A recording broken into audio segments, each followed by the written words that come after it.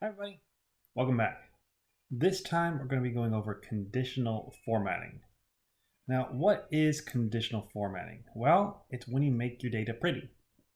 It's the big thing here.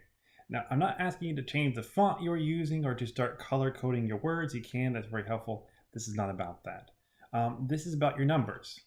Now, for example, I want you to look at these two data sets right here. They're the same numbers, but which of these is easiest to find the biggest number and the smallest number? Well, this one, if I look at it, I can pretty quickly figure out that big numbers are redder and lower numbers are green. And, well, these are the biggest, brightest, reddest numbers. And guess what? 93 is the biggest. This one, I'd have to look at each individual one. There's no pattern for my eyes to see. And so I would have a lot more difficulty with that. And this was done automatically using conditional formatting. Okay, now how do you do this? It's honestly not that hard.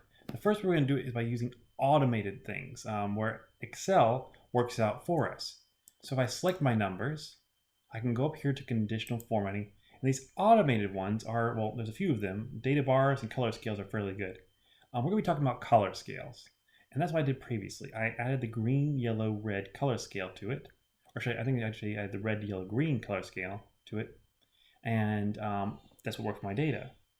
Now what this does is you see it's a stack of colors, little rectangles with different colors. The bigger numbers on top, the smaller numbers are on bottom. So red, yellow, green says big numbers are red, small numbers are green. Green, yellow, red says big numbers are green, small numbers are red. And you use this based on your situation. Is a big number bad? Temperature in my house. Well, if it's 150, that's bad.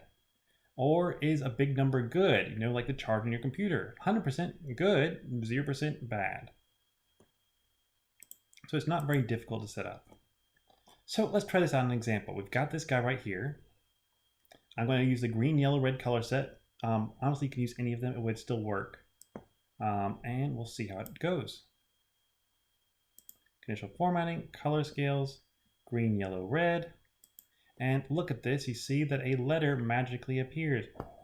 It's like I planned that, because I did. And so what letter appeared? It's the letter H. Woo! And we're good. Okay. So it's not easy, or say it's not hard to do. You just have to select your data and choose a color scale. Okay, let's go a little bit further and see if we can figure some more stuff out here. Okay.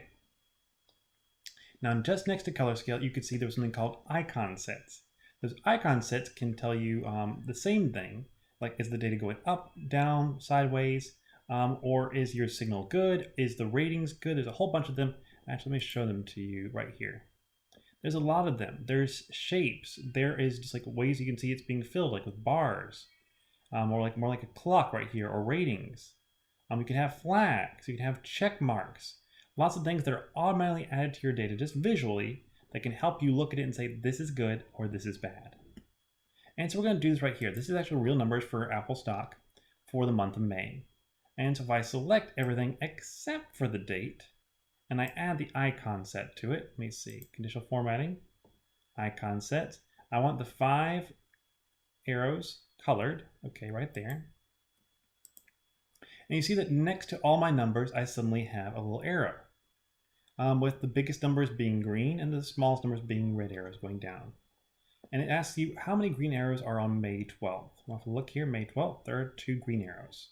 Type in 2, I'm good to go. Okay, with that, I'm going to stop there and we'll jump into this a little bit more next time. See you later.